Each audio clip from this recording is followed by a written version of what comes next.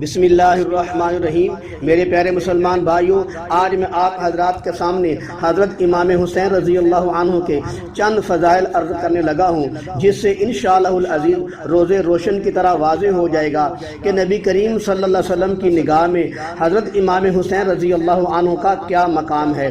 توجہ فرمائیں، نبی کریم صلی اللہ علیہ وسلم نے فرمایا، حسن اور حسین رضوان اللہ تعالی علیہ مجمعین جنتی جوانوں کے سردار ہیں۔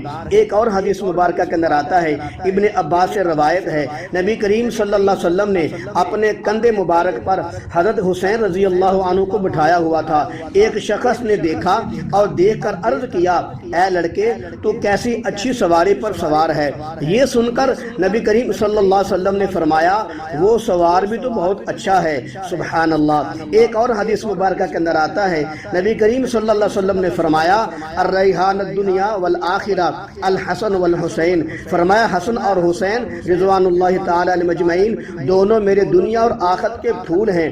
ایک اور حدیث مبارکہ کے اندر آتا ہے، حضرت بریدہ رضی اللہ عنہ سے روایت ہے، نبی کریم صلی اللہ علیہ وسلم ہمارے سامنے خطبہ دے رہے تھے کہ اچانک حضرت حسن اور حسین رضوان اللہ تعالی علیہ مجمعین آگے، جو اس وقت سرخ کرتے پہنے ہوئے تھے، چلتے تھے پھر گر پڑتے تھے، پھر چلتے تھے پھر گر پڑتے تھے۔ یہ دیکھ کر نبی کریم صلی اللہ علیہ وسلم منبر سے نیچے اترے اور دونوں بچوں کو گودی میں اٹھا لیا، اپنے سامنے دونوں کو بٹھا کر فرمایا، اللہ نے سچ فرمایا ہے، تمہارے مال اور تمہاری اولاد فتنہ ہے، یعنی آزمائش ہے۔ پھر نبی کریم صلی اللہ علیہ وسلم نے فرمایا، میں نے دونوں بچوں کو دیکھا کہ چلتے ہیں پھر گر پڑتے ہیں، تو مجھ سے صبر نہ ہو سکا، یہاں تک کہ میں نے اپنی بات کو قطع کر کے ان دونوں بچوں کو اٹھا لیا۔ سبحان اللہ۔ یہ ہے چند احادیث مبارکہ جو امام حسین رضی اللہ تعالیٰ عنہ کے فضائل میں ہیں۔ اللہ تعالیٰ مجھے اور آپ کو حضرت امام حسین رضی اللہ تعالیٰ عنہ سے